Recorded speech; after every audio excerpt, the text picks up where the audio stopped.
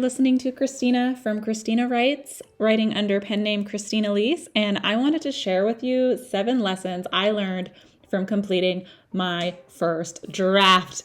Yes, you heard me correctly. Very recently, I completed my first draft, and I thought this was not impossible, but I've never completed a first draft of a project this big before, and I just kept wondering when it was going to happen, how long I was going to keep writing from, and I've learned a lot. So let's dive into it. The first lesson that I learned was don't delay feedback, especially if you are stuck. Feedback creates momentum with your writing. So for so long, I thought I had to perfect my manuscript, make it better, self-edit, until I was ready to have eyes on it, because I didn't want to send a complete piece of garbage to someone. Of course, you want it to be legible, but I just hit a point where I knew there were plot holes and I didn't know exactly where I was going with it. And I just thought if I had some eyes on it to point out my blind spots, it could help me move forward. And boy, was I correct. I've recently received all feedback from my beta readers, which I will be sharing with that in a later video. So be sure to hit thumbs up if you're excited about that one. And I have learned a lot. Long story short, my main character is not very popular. And if I had waited another month, another 2 months, another 6 months, I honestly wouldn't have known that, because in my mind, that was not how I intended to write her. Okay, lesson number 2. Thinking time is still writing time. You see, I'm in a cafe here right now enjoying a sandwich. Who knows? Maybe I was talking to a friend about my book. That still counts. Like, I am still brainstorming despite not actively being in front of my computer and typing out words. Anytime I was thinking about my book, thinking about ideas, I still count that as writing time, because it is a thing that builds momentum towards your writing. Lesson number 3. 200 words a day is better than a sporadic 5K or 10K days, because they focus on building the habit and they provide evidence of my identity as a writer. This was really hard to grasp because I see so many fun videos of people reaching 5K day, 10K day word count goals, and it looks so fun. And in fact, I've tried to make those videos before, but I never hit the 10Ks. And I'm a little envious, to be honest, but I just started tasking myself with just writing 200 words a day, even if it was after work. And I was very focused on finishing this first draft. And so I knew I had that goal in mind. I just wanted to be able to write the end at the end of this manuscript. And I think anytime I'm in a crunch or anytime I'm wanting to get back into writing, or I feel like I'm in a slump, rather than jumping into a high word count day, I'm just going to jump into building a habit of a small amount of words. Lesson number 4. I learned that writing sprints don't work for me, as they take me out of the zone and it's hard to get back in it. Originally, they're really fun because there's a lot of camaraderie, but they are very distracting for me. I would get into the zone of a plot, and then I would hear this ding, ding, ding timer, and it would take me right out of my creative zone, which does take a long time for me to get into. Lesson number 5. I don't need to film everything, especially if it's distracting me from making progress on my writing.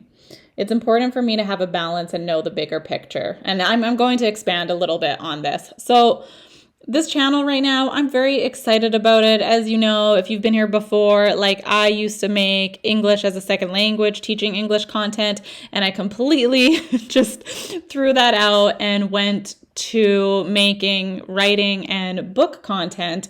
And I'm very excited about that. It's a niche that aligns with me. I'm very excited about that. But the longer game is because I know I want somewhat of an author career, even though I am working full-time in healthcare, is that I want videos to exist. I want consistent videos to exist. One, I want people to find my books. Two, I want to be a part of the author community.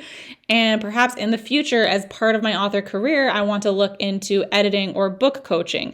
So me saying I don't need to film everything, but in the back of my mind, knowing I want to put good content out there, it's kind of a double-edged sword. But there were some days where I would just go to a cafe and write.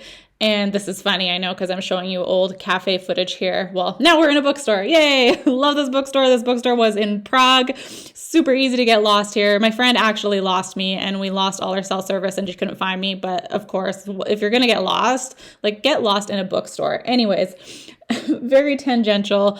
But as I was saying, sometimes I would go to a cafe to write, and I would think, oh, maybe I should make a shot first, or do this first, or do this first. But my intention that day wasn't to film or vlog. My intention that day was to write. So I've given myself permission, knowing that it's okay to sometimes not vlog everything. And hey, this footage was taken a while ago and I'm using it now. So I can always do things like that. Okay.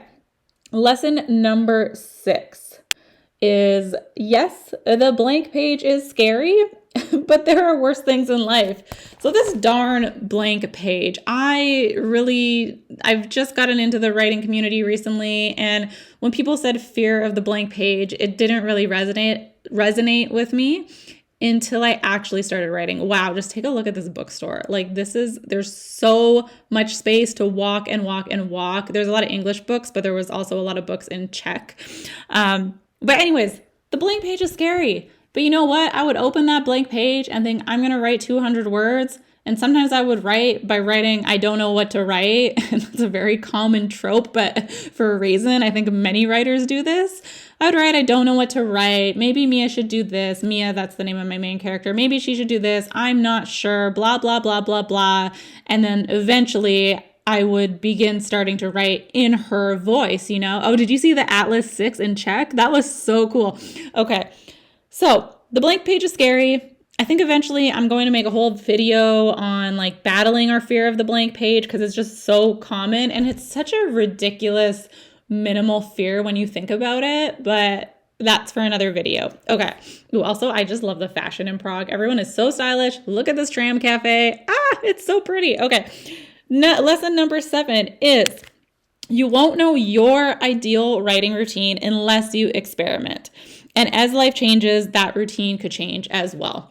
So for me, I was moving around quite a lot. I was switching jobs, and in my head, I was like, oh, I will write more when I'm finally not moving around and I'm settled and I'm in the same apartment for more than 6 months, because then I'll have a consistent office. But that was way in the future. That was delaying my writing. So I just changed my routine for that time in my life to be like, okay, cafes are where I write. I'll wake up early and I will go to a cafe and I will get some words in.